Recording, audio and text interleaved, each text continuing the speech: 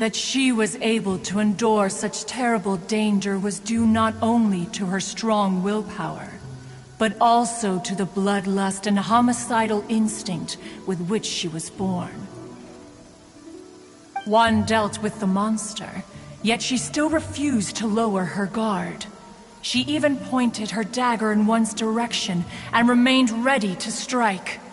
Only after she was satisfied that one had no intention to cause her harm did she finally relent. She then passed out without uttering a single word. In other words, if you hadn't passed by that day, Shenhe might have... Not necessarily. Upon one's arrival, one could sense that the god's wrath was gradually receding. Even had the stalemate continued, one suspects that Shenhe may have still emerged the victor of the confrontation. That's still so dangerous, though! Why was a tiny little kid battling against the wrath of a god in the first place? Alas, the mortal world is rife with suffering of every kind. And she had experienced her fair share of this, even at a tender age. Seeing that she was homeless, one decided to adopt her.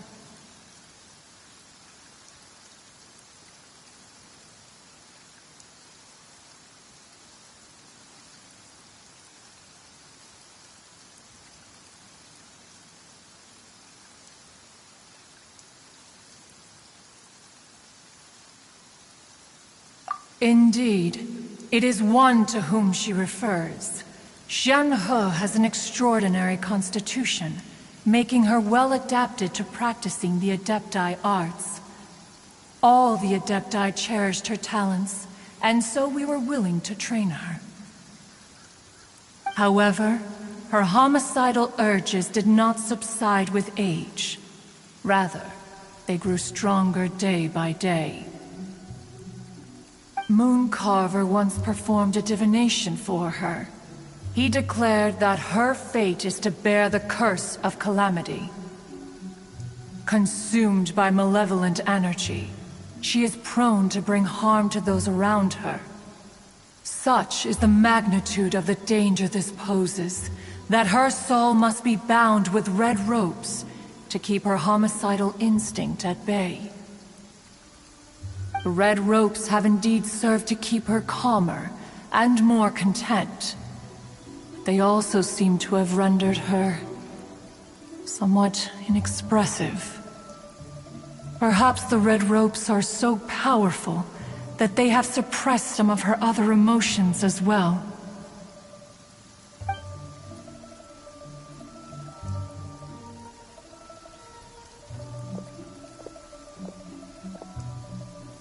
It is only by fate that people's paths may cross. Now that Shenhe's path has crossed with yours, please be sure to treasure the gift that fate has given you, and take good care of her. Oh, now Paimon gets it. You came out here to check up on Shenhe because you were worried about her, didn't you? Huh. You dare draw such a facile conclusion on the nature of one's present excursion? Incorrect. The truth is that while Liyue Harbor may seem peaceful today, danger is always lurking in the shadows. Ningguang once made a bold assertion that this is to be the era of the contract between Liyue and the humans. Well, one is most curious to observe how she will respond to the coming storm. If she handles it admirably, one is willing to be a witness to her achievements. But if she does not, the Adepti shall not hesitate to seize control. Let us conclude our conversation here for today. One has occupied enough of your time, and night is approaching. Be sure to get ample rest.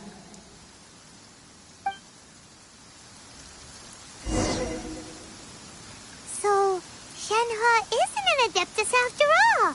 She just grew up around the Adepti. Oh, no wonder she doesn't like being treated as an Adeptus. Having Everyone falling over themselves to show their respect all the time must be kind of hard to deal with.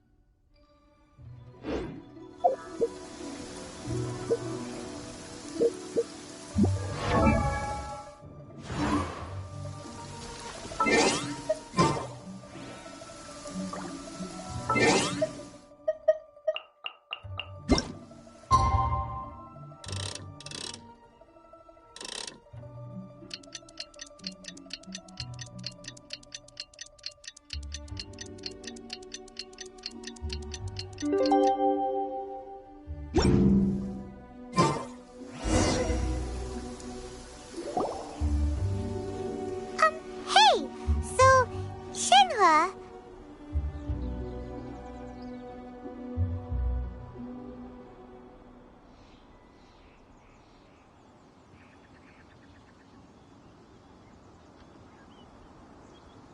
Master has relayed my situation to you, I take it. Oh? How did you know? I'd intended to wait until you came back before going to sleep, but I didn't hear you come in. I was worried that something may have happened to you, so I went outside to check and caught sight of my master.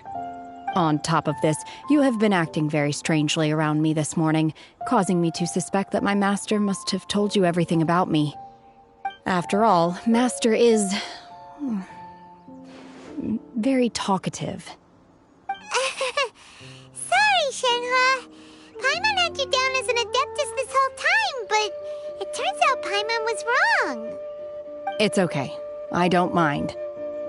The fault is mine for not explaining everything to you sooner, because in my experience, trying to explain is a futile pursuit. Still, though you mistook me for an Adeptus, you never treated me as distant and unapproachable. Instead, you treated me as you would a friend. For this, I am very grateful indeed. To be fair, we've met our fair share of real Adepti, too. Anyway, now it's settled. From now on, you're our friend. Whether you're an Adeptus or a human isn't the important thing.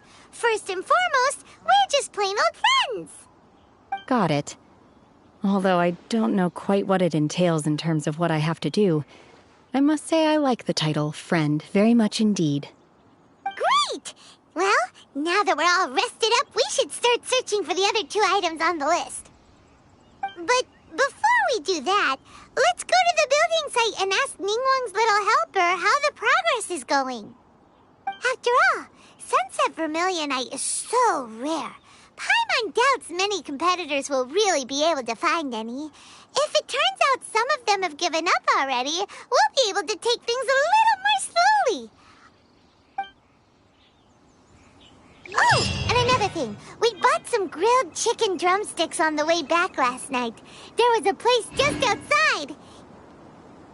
Here's one for you, Shenhua. Try it. They're so good. I concur. It has a rich flavor, far more agreeable than those I've cooked for myself in the wilderness in the past.